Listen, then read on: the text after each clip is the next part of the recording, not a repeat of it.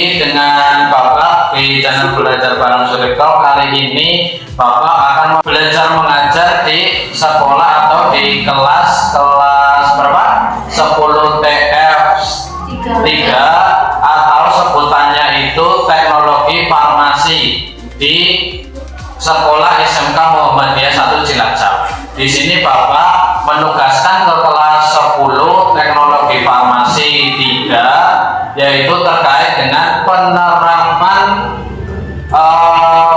keselamatan kesehatan kerja atau istilahnya K3 di industri, baik itu industri farmasi atau industri yang lainnya. Nah, mereka Bapak tugaskan siswa dan siswi di SMK Muhammadiyah 1 Cilacap untuk menganalisis jurnal atau artikel temuannya mereka di media sosial atau di buku, ya, atau yang memiliki sumber terkait dan terpercaya tentunya. Nah, nanti sebelum kalian atau yang melihat channel ini, sebelum menyaksikan presentasi dari siswa-siswi kami, Bapak akan menyampaikan dulu tujuan dari tugas yang Bapak berikan. Salah satunya tujuan diberikannya tugas presentasi ini, yang pertama untuk melatih literasi mereka,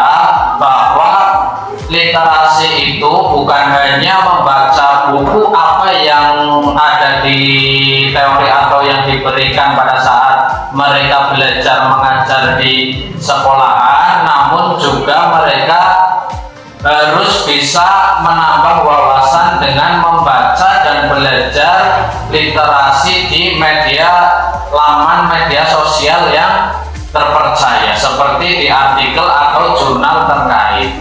Kemudian yang kedua, tujuannya itu mereka pandai menganalisis. Dengan menganalisis, mereka akan mengetahui ilmu atau teori dari temuannya mereka, tentunya di sumber yang terpercaya. Kemudian tujuannya yang ketiga, melatih mereka untuk pandai berkomunikasi, karena dengan presentasi mereka juga pandai untuk bisa berkomunikasi atau public speaking, ya, atau bisa berbicara di halayak atau hal publik. Kemudian juga yang tujuan yang selanjutnya yaitu melatih juga, karena ini tugasnya kelompok, sehingga melatih mereka untuk saling bekerja sama dan saling untuk sebagai teamwork untuk memecahkan sebuah masalah atau menyelesaikan masalah. Nah, nanti kelompok yang maju itu akan mempresentasikan terkait dengan penerapan K3. K3 itu keselamatan kesehatan kerja, atau bisa disebut juga K3LH. Apa itu K3LH? Penerapan terkait dengan keselamatan kesehatan kerja lingkungan hidup, ya, di PT Kimia Farma. Nanti silakan kalian berpresentasi dan saksikan video ini sampai selesai. Assalamualaikum warahmatullahi wabarakatuh. Waalaikumsalam warahmatullahi wabarakatuh. Perkenalkan, kami di sini akan mempresentasikan hasil dari menganalisis artikel penerapan K3LH. Perkenalkan, nama saya Septiana Nurul Hatimah dari kelas 10 dan 3. Perkenalkan, nama saya Menunggu Saya dari kelas 10 dan 3. Perkenalkan, nama saya Laila Sarafia, absen 17. Perkenalkan, nama saya Awirat, absen 8. Perkenalkan, nama saya Sukarno Adrian Putri dari kelas 3, nomor absen 34. Menganalisis artikel penerapan K3LH.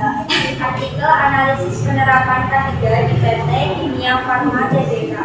Penerapan K3 di PT Kimia Farma menjaga keselamatan pekerja dan mutu obat. PT Kimia Farma Tbk adalah perusahaan perusahaan farmasi terbesar di Indonesia yang bergerak di bidang penelitian, produksi, distribusi, hingga penjualan obat-obatan. Absen 34. Jas laboratorium, sarung tangan, masker, dan pelindung mata saat belajar.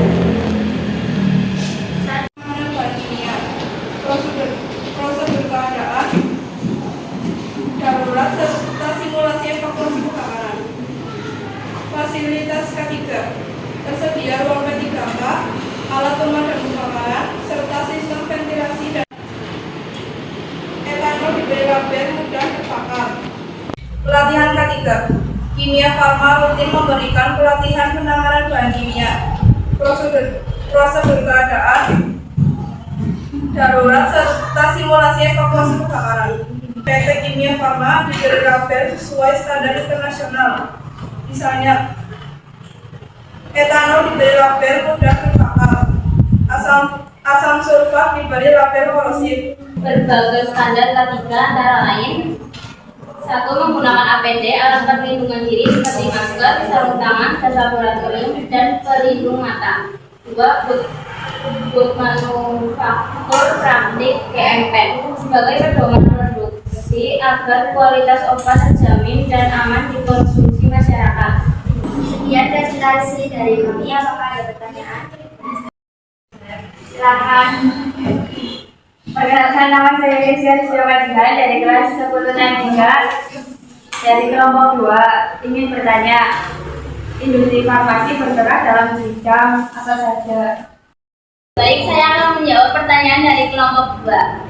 Jadi, industri farmasi bergerak di berbagai bidang yang semuanya berhubungan dengan penelitian, produksi, dan distribusi obat-obatan maupun produksi kesehatan. Bidang-bidang utamanya ada yang pertama, riset dan pengembangan atau R&D.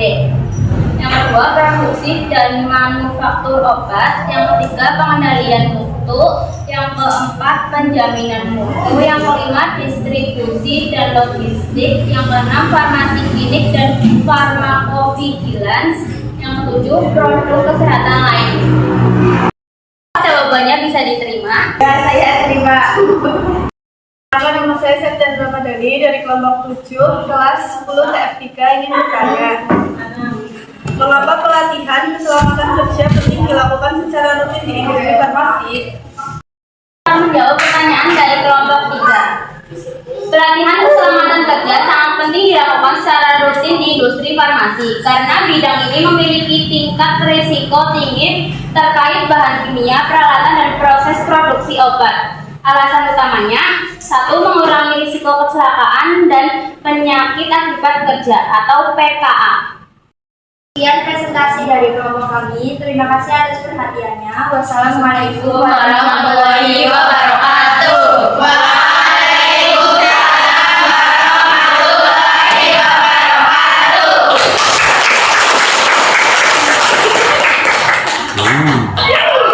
Bapak akhiri video kali ini.